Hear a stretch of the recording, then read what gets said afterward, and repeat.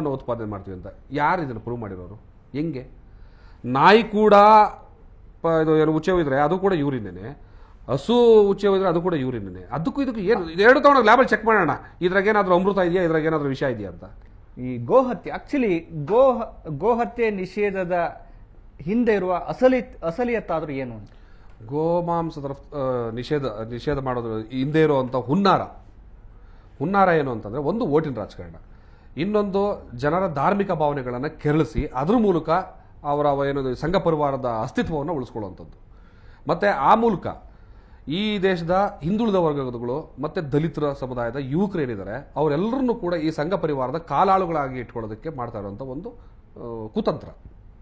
ಇದು ಬಿಟ್ಟರೆ ಬೇರೆ ಏನೂ ಇಲ್ಲ. ಇಲ್ಲಿ ಯಾವ ಗೋವಲ್ಲೂ ಕೂಡ 330 ಕೋಟಿ ದೇವರು ಇಲ್ಲ, ಯಾವ ಗೋವು ಕೂಡ ಪವಿತ್ರ ಅಂತ ಇರಲ್ಲ, ಯಾವುದು ಅಪವಿತ್ರನೂ ಅಲ್ಲ ಪವಿತ್ರನೂ ಅಂತಾರಲ್ಲ.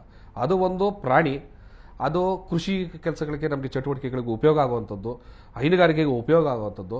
ವಯಸ್ಸಾದ ಮೇಲೆ ಸ್ವತಃ ಅವುಗಳೇ ಕೂಡ ನರಕದಂಥ ಜೀವನಗಳನ್ನ ಮಾಡಬೇಕಾಗ್ತದೆ. ಚರ್ಮ ಸುಕ್ಕು ಕಟ್ಟೋಗುತ್ತೆ, ಚರ್ಮ ಹುಳ ಬೀಳುತ್ತೆ, ಹಲ್ಲುಗಳಿದ್ರೋಗುತ್ತೆ, ಆಹಾರ ತಿನ್ನೋದು ಸಾಧ್ಯ ಆಗೋದಿಲ್ಲ.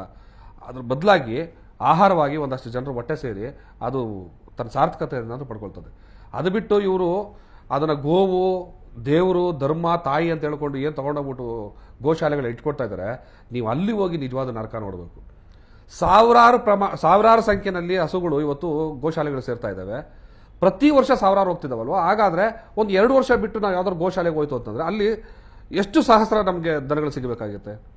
ಈ ವರ್ಷ ಹೋಗಿ ನೋಡಿ ಒಂದು 500 ದನ ಇರುತ್ತೆ ಅಂತ ಇಟ್ಕೊಳ್ಳಿ, ಮುಂದಿನ ವರ್ಷ ಹೋಗಿ 500 ದನ ಇರುತ್ತೆ, ಅದರಾಚೆ ವರ್ಷ ಹೋಗಿ 500 ದನ ಇರುತ್ತೆ. ಹಾಗಾದರೆ ಪ್ರತಿ ವರ್ಷ ಬಂದಂಥ ಸಾವಿರಾರು ದನಗಳು ಎಲ್ಲೂ ಹೋಯ್ತು. ಅಲ್ಲಿ ನರಕ ಆಗ್ತಾ ಇರೋದು, ಅಲ್ಲಿ ಅದು ಕತ್ತರಿಸ್ತಾ ಇದ್ದಾರೆ, ಅದನ್ನ ಪ್ಯಾಕೆಟ್ ಮಾಡ್ತಾ ಇದ್ದಾರೆ, ಅದನ್ನ ಕೋಳಿ ಫೀಡ್. ಗೋಶಾಲೆಗಳು ಕಸಾಯಿಖಾನೆಗಳು ಅಂತೀರಾ? ಖಂಡಿತವಾಗ್ಲೂ ಹೌದು. ನೀವು ಯಾವುದೇ ಕಸಾಯಿಖಾನೆಗಳು ನಾನು ಕೆಲವೊಂದು ಬೇಕಾದ್ರೆ ಹೆಸರಿಸಬಲ್ಲೆ, ತಾವೆಲ್ಲ ಹೋಗಿ ನೋಡ್ಕೊಂಡು ಬರ್ಬೋದು. ಯಾಕೆ ರಾಘವೇಶ್ವರ ಭಾರತಿಯವರ ಏನು ಹೊಸನಗರದ ಮಠ ಇದೆ, ಅಥವಾ ಚಾಮುಂಡಿ ಬೆಟ್ಟದ ಹಿಂಭಾಗದಲ್ಲಿರುವಂಥ ಒಂದು ಮಾರವಾಡಿಗಳು ನಡೆಸ್ತಾ ಇರುವಂಥ ಒಂದು ಏನು ಗೋಶಾಲೆ ಇದೆ, ತಾವೆಲ್ಲ ಹೋಗಿ ಬೇಕಾದ್ರೆ ಪರೀಕ್ಷೆ ಮಾಡ್ಬೋದು. ಒಳಗಡೆ ಹೋಗ್ತಿರೋ ದನಗಳು ಅಡ್ರೆಸ್ ಇಲ್ದಂಗೆ ಆಗ್ತಾ ಇದ್ದಾವೆ. ಅಲ್ಲಿ ಈ ಮಾಂಸವನ್ನು ಕಟ್ ಮಾಡಿ ಚರ್ಮವನ್ನು ಸಂಸ್ಕರಣ ಮಾಡುವಂಥ ಯೂನಿಟ್ಗಳಿದ್ದಾವೆ. ಯಾಕೆ? ಗೋಶಾಲೆಯಲ್ಲಿ ಅಂಥ ಮಿಷಿನ್ಗಳ ಅವಶ್ಯಕತೆ ಏನಿದೆ. ಮತ್ತು ಅಲ್ಲಿ ಅದನ್ನು ಸಂಸ್ಕರಣೆ ಮಾಡೋದಂಥ ಮಾಂಸಗಳನ್ನ ಸಣ್ಣ ಉಂಡೆಗಳ ರೀತಿ ಮಾಡಿ ಕೋಳಿ ಫೀಡ್ಸ್ ಕಳಿಸ್ತಾ ಇದ್ದಾರೆ, ಕೋಳಿ ಫಾರಮ್ಗಳಿಗೆ. ಆ ಪ್ಯಾಕೆಟಲ್ಲಿ ಆಗುತ್ತೆ. ಈ ಪ್ಯಾಕೇಜಿಂಗ್ ಮಿಷಿನು ಮತ್ತು ಕಟಿಂಗ್ ಮಿಷಿನು ಇದರ ಅಗತ್ಯ ಏನಕ್ಕಿದೆ ಗೋಶಾಲೆಗಳಲ್ಲಿ ಏನಕ್ಕಿದೆ? ಸೊ ಇದ್ರ ಹಿಂದೆ ಅಂದ್ರೆ ಗೋವುಗಳನ್ನ ಸಾಕುವ ನೆಪದಲ್ಲಿ ವ್ಯಾಪಾರ. ಈಗ ನಿನ್ನೆ ನಡೆದಂತ ಇನ್ಸಿಡೆಂಟ್ ತುಮಕೂರಿನಲ್ಲಿ ಸುಮಾರು 6 ಲಾರಿಗಳಲ್ಲಿ ಹೋಗ್ತಿದ್ದಂಥ ದನಗಳನ್ನ ಹಿಡಿದಿದ್ದಾರೆ. ತಮಿಳುನಾಡಲ್ಲಿ ಪರ್ಚೇಸ್ ಮಾಡಿದ್ದಾರೆ, ಬೆಳಗಾಂಗೆ ತಗೊಂಡು ಹೋಗ್ತಿದ್ದಾರೆ. ಅವೆಲ್ಲವೂ ಕೂಡ ಹೈನುಗಾರಿಕೆಗೆ ಉಪಯೋಗಿಸೋಕ್ಕೆ ತಗೊಂಡೋಗ್ತಾ ಇರೋಂಥ ಹಸುಗಳನ್ನ. ಅಲ್ಲಿ ಒಬ್ರು ಲೇಡಿ, ನಾನು ಆಶ್ರಮ ನಡೆಸ್ತಾ ಇದ್ದೀನಿ, ಗೋಶಾಲೆ ನಡೆಸ್ತಾ ಇದ್ದೀನಿ ಅಂತ ಹೇಳ್ಕೊಂಡು ಆ ಎಲ್ಲ ಹಸುಗಳನ್ನ ಅವರು ಒಂದಷ್ಟು ಜನ ಗೂಂಡಗಳನ್ನ ಕಟ್ಕೊಂಡು ಹಸುಗಳನ್ನ ತಡೆ ಹಿಡಿದು ಪೊಲೀಸ್ನವ್ರ ಹತ್ರ ಹೋಗಿ ಕಂಪ್ಲೇಂಟ್ ಮಾಡಿ ಅವ್ರ ಮೇಲೆ FIR ಹಾಕಿ, ರೈತರ ಮೇಲೆ ಬಡವರ ಮೇಲೆ FIR ಹಾಕಿ ಅದನ್ನೆಲ್ಲ ತಗೊಂಡೋಗ್ಬಿಟ್ಟು ಗೋಶಾಲೆಗಳಲ್ಲಿ ಬಿಡ್ತೀನಿ ಅಂತ ಹೇಳ್ಕೊಂಡು ಗೋಶಾಲೆಗೆ ಬಿಟ್ಟಿಲ್ಲ, ತಗೊಂಡೋಗಿ ಫಾರ್ಮ್ ಹೌಸ್ಗಳಿಗೆ ಬಿಟ್ಟಿದ್ದಾರೆ. ಯಾರ್ಯಾರ್ದೋ ಫಾರ್ಮ್ ಹೌಸ್ಗಳಿಗೆ ಬಿಟ್ಟಿದ್ದಾರೆ. ಅಂದರೆ ಇವ್ರ ಹತ್ರ ಬಡವರಿಂದ ಕಿತ್ಕೊಂಡು ತಗೊಂಡೋಗಿ ಮಾರ್ಕೊಂಡಿದ್ದಾರೆ. ಅದನ್ನು ಈಗ ಕೋರ್ಟಲ್ಲಿ ಕೇಸ್ ನಡೀತಾ ಇದೆ. 5ನೇ ತಾರೀಕು ಆರ್ಡರ್ ಇಟ್ಟಿದ್ದಾರೆ. ಈಗ ಅದನ್ನ ಎಲ್ಲ ಹಸುಗಳು ಏನಾದರೂ ವಾಪಸ್ ಕೊಡಿ ಇವರಿಗೆ ಅಂತ ಕೋರ್ಟ್ ಆರ್ಡರ್ ಮಾಡಿದ್ರೆ ಅಷ್ಟು ಹಸುಗಳು ಕೊಡೋದಕ್ಕೆ ಅವ್ರ ಹತ್ರ ಇಲ್ಲ. ಈಗ ತಗೊಂಡೋಗಿ ಫಾರ್ಮ್ ಹೌಸ್ಗಳು ಬಿಟ್ಬಿಟ್ಟಿದ್ದಾರೆ, ದುಡ್ಡು ಇಸ್ಕೊಂಡಿದ್ದಾರೆ. ಈ ಥರ ಕಳ್ಳ ವ್ಯವಹಾರ ಮಾಡ್ಕೊಂಡು ಕಳ್ಳತನ ಮಾಡ್ತಾ ಇರೋರು ಗೋಶಾಲೆ ನಡೆಸ್ತೀನಿ ಅಂತ ಬಡವರನ್ನ ರೈತರನ್ನ ಹುರ್ಕೊಂಡು ತಿಂತಾ ಇದ್ದಾರೆ. ಇದೆಂತ ರೀತಿ ಇದು? ಇನ್ನೊಂದು ಮಾತಿದೆ, ಗೋಹತ್ಯೆ ನಿಷೇಧದ ಹಿಂದೆ ತಮ್ಮ ಗೊತ್ತಿರುವಂಥವ್ರಿಗೆ, ತಮ್ಮ ಪಕ್ಷದವರಿಗೆ ಲೈಸೆನ್ಸ್ ಕೊಡೋ ಒಂದು ಹುನ್ನಾರ ಅಂತೇಳಿ ಕಸಾಯಿಖಾನೆ ಮಾಡ್ಕೊಳ್ಳೋದಕ್ಕೆ. ಇದು ಸತ್ಯ. ಇದು ಯಾಕೆ ಅಂತಂದ್ರೆ, ನೀವು ಇಡೀ ದೇಶದ ಎಷ್ಟು ಕಸಾಯಿಖಾನೆಗಳಿದಾವೆ, ತುಂಬಾ ದೊಡ್ಡದು, ನಾನು ಹೇಳ್ತೇನೆ, ಸಣ್ಣ ಪುಟ್ಟದಲ್ಲ, ತುಂಬಾ ದೊಡ್ಡದು, ಏನು ಸಾವಿರಾರು ಗಟ್ಟಲೆ ಟನ್ಗಳು ರಫ್ತು ಮಾಡುವಂಥ ಕಂಪ್ನಿಗಳನ್ನ ನೀವು ನೋಡಿದ್ರೆ BJPಯ MLAಗಳು, MLCಗಳು, MP ಗಳು, ರಾಜ್ಯಸಭಾ ಮೆಂಬರ್ಗಳು ಯಾರಿದ್ದಾರೆ ಅವರ ಒಡೆತನದಲ್ಲಿ ಇವತ್ತು ಈ ಕಷಾಯಖಾನೆ. ಅವ್ರಿಗೆ ಯಾವ್ದು ಆ ಟೈಮಲ್ಲಿ ಗೋ ಪ್ರೇಮ ಮತ್ತೆ ಮಾತೆ ಅನ್ನುವಂಥದ್ದು ಬರೋದಿಲ್ವಾ? ನೀವು ಕೇರಳದ BJPಯ ರಾಜ್ಯಾಧ್ಯಕ್ಷರು ಏನಿದ್ದಾರೆ ಅವರ ಸ್ಟೇಟ್ಮೆಂಟ್ ನೀವು ನೋಡಿದ್ರೆ ಚೆನ್ನಾಗಿರ್ತದೆ, ತಮಾಷೆಗಿರ್ತದೆ. ಯಾವುದೇ ಕಾರಣಕ್ಕೂ ಕೇರಳದಲ್ಲಿ ನೀವು ಗೋಮಾಂಸ ನಿಷೇಧವನ್ನ ಮಾಡೋದಕ್ಕೆ ನಾವು ಬಿಡೋದಿಲ್ಲ ಅಂತ BJPಯ ಪ್ರೆಸಿಡೆಂಟ್ ಹೇಳ್ತಾರೆ ಕೇರಳದಲ್ಲಿ. ಕರ್ನಾಟಕದ ಪ್ರೆಸಿಡೆಂಟ್ಗೆ ಒಂದು ನೀತಿ ಒಂದು ನ್ಯಾಯ, ಕೇರಳದ ಪ್ರೆಸಿಡೆಂಟ್ಗೆ ಒಂದು ನೀತಿ ಒಂದು ನ್ಯಾಯ. ಇಲ್ಲಿ ತಾಯಿ, ಅಲ್ಲಿ ಮಾಂಸ. ಹೆಂಗೆ ಇದು? ಹೆಂಗೆ ಸಮರ್ಸ್ಕೋತಾರೆ? ಅವರೇ ಸಮರ್ಸ್ಕೊಳಕ್ಕಾಗಿಲ್ಲ. ಮತ್ತೆ ವೆಂಕಯ್ಯ ನಾಯ್ಡುದು ಸ್ಟೇಟ್ಮೆಂಟ್ ನೆನ್ನೆ ನೀವು ನೋಡಬೇಕಿತ್ತು. ಗೋಮಾಂಸವನ್ನ ನಾವು ನಿಷೇಧ ಮಾಡೇ ಇಲ್ಲ ಅಂತಂದ್ರು ನೆನ್ನೆ. ಈ ವಿಚಾರವಾಗಿ ಚೆನ್ನೈ ಹೈಕೋರ್ಟ್ ಮತ್ತೆ ರಾಜಸ್ಥಾನ ಹೈಕೋರ್ಟ್ ತೀರ್ಪುಗಳು ವಿರುದ್ಧವಾಗಿದ್ದವು. ಅವರವ್ರ ಮನಸ್ಥಿತಿಗೆ ತಕ್ಕನಾತೆ. ಏನದು ರಾಜಸ್ಥಾನದ ಹೈಕೋರ್ಟ್ ನ್ಯಾಯಾಧೀಶರು ಹೇಳ್ತಾರೆ, ಬ್ರಹ್ಮಚಾರಿ ನವಿಲು ನವಿಲು ಯಾವತ್ತೂ ಕೂಡ ಸಂಘವನ್ನು ಮಾಡೋದಿಲ್ಲ, ಅವು ಮೈಥುನವನ್ನು ಮಾಡೋದಿಲ್ಲ. ಹೆಣ್ಣು ನವಿಲು ಹೋಗಿ ಗಂಡು ನವಿಲಿನ ಕಣ್ಣೀರನ್ನು ಕುಡಿದು ಗರ್ಭ ಧರಿಸುತ್ತಂತೆ. ಇಂಥ ಮಹಾನ್ ಬುದ್ಧಿವಂತರು ಈ ದೇಶದ ಹೈಕೋರ್ಟ್ಗಳ ಜಡ್ಜ್ಗಳು. ಹಾಗಾಗಿ ಅದನ್ನ ನಮ್ಮ ರಾಷ್ಟ್ರೀಯ ಪಕ್ಷಿಯಾಗಿ ಇಟ್ಕೊಂಡಿದ್ದೀವಿ.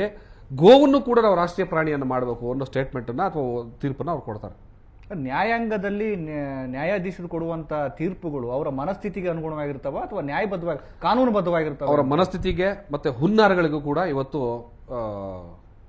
ತೀರ್ಪುಗಳು. ಹಾಗಿದ್ರೆ ಸಂವಿಧಾನ ಯಾವುದಕ್ಕೆ ಏನಕ್ಕೆ ಬೇಕು? ಮತ್ತೆ ಬಾಬಾ ಸಾಹೇಬರು ಒಂದು ಮಾತು ಹೇಳ್ತಾರೆ, ಸಂವಿಧಾನವನ್ನ ಈ ದೇಶಕ್ಕೆ ಅರ್ಪಣೆ ಮಾಡಿ ಹೊರಗಡೆ ಬಂದಂತ ಸಂದರ್ಭದಲ್ಲಿ ಪತ್ರಕರ್ತರೆಲ್ಲ ಕೂಡ ಅವ್ರಿಗೊಂದು ಪ್ರಶ್ನೆ ಮಾಡ್ತಾರೆ, ಬಾಬಾ ಸಾಹೇಬ್ರೆ ತಾವು ಇಷ್ಟು ದಿವಸ ಕಷ್ಟಪಟ್ಟು ತಯಾರು ಮಾಡಿದಂತ ಈ ಒಂದು ಸಿದ್ಧಪಡಿಸಿದಂತ ಈ ಸಂವಿಧಾನವನ್ನು ದೇಶಕ್ಕೆ ಅರ್ಪಣೆ ಮಾಡಿದಿರಿ, ಈಗ ಏನನ್ಸುತ್ತೆ ನಿಮಗೆ, ಈ ದೇಶ ಉದ್ಧಾರ ಆಗುತ್ತೆ ದಲಿತರ ಮೇಲ್ಗಡೆ ಬರ್ತಾರ ಅಂತ ಕೇಳಿದಾಗ ಬಾಬಾ ಸಾಹೇಬರು ಮಾತೊಂದು ಹೇಳ್ತಾರೆ, ಸಂವಿಧಾನದ ಆಶಯಗಳನ್ನು ಯಥಾವತ್ತು ಜಾರಿ ಮಾಡೋ ಅಂತ ವ್ಯಕ್ತಿಗಳು ಅಥವಾ ಮನಸ್ಥಿತಿಗಳು ಆ ಒಂದು ಸ್ಥಾನದಲ್ಲಿ ಕೂತಾಗ ಮಾತ್ರನೇ ನಾನು ಏನು ಆಶಯವನ್ನು ವ್ಯಕ್ತಪಡಿಸಿದ ಸಂವಿಧಾನದ ಮೂಲಕ ಅದು ಈಡೇರುತ್ತೆ.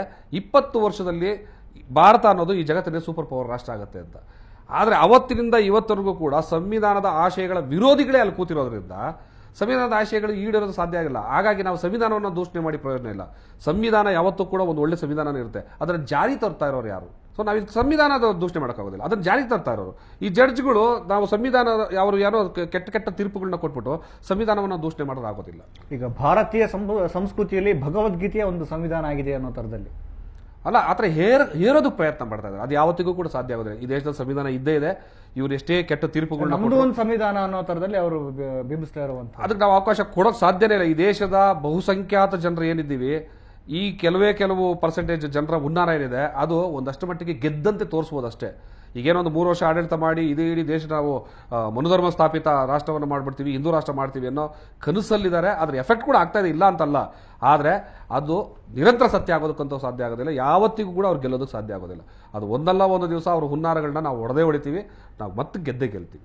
ದೇಶದಾದ್ಯಂತ ಕೆಲವು ಭಾಗಗಳಲ್ಲಿ ಗೋರಕ್ಷಕರು ದಲಿತರ ಮೇಲೆ ಏನು ಗೋ ರಕ್ಷಣೆ ನೆಪದಲ್ಲಿ ಮಾಡಿದಂತ ಹಲ್ಲೆಯ ಕುರಿತು ಪ್ರಧಾನಮಂತ್ರಿಗಳು ಒಂದು ಸ್ಟೇಟ್ಮೆಂಟ್ ಕೊಡ್ತಾರೆ. ನೀವು ಗುಂಡಿಕ್ಕಿ ಕೊಲ್ಲುವುದಾದರೆ ನನ್ನನ್ನು ಕೊಲ್ಲಿ ದಲಿತರನ್ನು ಕೊಲ್ಲಬೇಡಿ ಅಂತ. ಈ ಮಾತಿನ ಮರ್ಮ ಏನು, ನಿಜದ ಮರ್ಮ ಏನು ಅಂತ? ಒಬ್ಬ ಏನೂ ಸಾಧಿಸಕ್ಕಾಗದೇ ಇರುವಂತ ಒಬ್ಬ ಹೇಡಿ ಮಾತ್ರ ಈ ರೀತಿಯ ಒಂದು ಸ್ಟೇಟ್ಮೆಂಟ್ ಅನ್ನು ಕೊಡಬಲ್ಲ. ಒಬ್ಬ ದೇಶದ ಪ್ರಧಾನಿ ತಾನು ಮನಸ್ಸು ಮಾಡಿದ್ರೆ ಯಾವುದೇ ಕಾಯ್ದೆ ಕಾನೂನುಗಳನ್ನ ಕ್ಷಣ ಮಾತ್ರದಲ್ಲಿ ಜಾರಿ ಮಾಡಿಸೋದಕ್ಕೆ ಸಾಧ್ಯ ಆಗಿರೋಂಥ ತಾಕತ್ತಿರೋಂಥ ಸ್ಥಾನದಲ್ಲಿ ಕೂತಂತ ಒಬ್ಬ ವ್ಯಕ್ತಿ ಹೇಳುವಂಥ ಮಾತಲ್ಲ. ಒಬ್ಬ ಯಕಶ್ಚಿತ್ ಗೂಂಡಾಗಳು, ರೌಡಿಗಳು, ದಲಿತರ ಮೇಲೆ ಹಲ್ಲೆ ಮಾಡುವಂಥ ಗೋರಕ್ಷಕರು ಅನ್ನೋ ಮುಖವಾಡ ಹಾಕೊಂಡಿರುವಂಥ ಕಿಡಿಗಿಡಿಗಳ ಹತ್ರ ಕೈ ಮುಗಿದು ನನಗೊಡೀರಿ ಅಂತ ಬೇಡ ಮಟ್ಟಕ್ಕೆ ಹೋಗ್ತಾನೆ ಒಬ್ಬ ಪ್ರಧಾನಿ ಅಂತಂದ್ರೆ ಆತ ಆ ಸ್ಥಾನದಲ್ಲಿ ಕೂರೋದಕ್ಕೆ ನಾಲಾಯಕ ಅಂತ ನಾ ಹೇಳ್ತೀನಿ. ಪ್ರಧಾನಮಂತ್ರಿಗಳ ಸ್ಟೇಟ್ಮೆಂಟ್ ಕುರಿತು ಹೇಳ್ತಾ ಇದ್ದಾರೆ, ನಾನು ಏನು ಕೂತಿದ್ದೀನಿ, ನನ್ನ ಅಧಿಕಾರ ಏನು, ನಾನು ಏನೆಲ್ಲ ಕೂಡ ಇಲ್ಲಿ ಚಾಲನೆ ತರಬಹುದು ಅನ್ನೋ ಸ್ವಲ್ಪನೂ ವಿವೇಕ ಇಲ್ಲದೆ ಇರುವಂತ ಅವಿವೇಕಿ ಮಾತ್ರ, ಒಬ್ಬ ಹೇಳಿ ಮಾತ್ರ ಆ ತರದ ಒಂದು ಸ್ಟೇಟ್ಮೆಂಟ್ ಕೊಡೋದು. ಹಾಗಿದ್ರೆ ಮೋದಿ ಅವರು ಪಕ್ಷದ ವಕ್ತಾರರ ಕೆಲಸ ಮಾಡ್ತಿದಾರೋ ಅಥವಾ ಪ್ರಧಾನಮಂತ್ರಿ ಕೆಲಸ ಮಾಡ್ತಾರೋ ಅಂತ ಅನ್ಸುತ್ತೆ ನಿಮಗೆ? ಪಕ್ಷದ ಪ್ರತಿನಿಧಿಯಾಗಿದ್ದಾರೋ ಅಥವಾ ಈ ದೇಶದ ಪ್ರಧಾನಮಂತ್ರಿಯ ಕೆಲಸ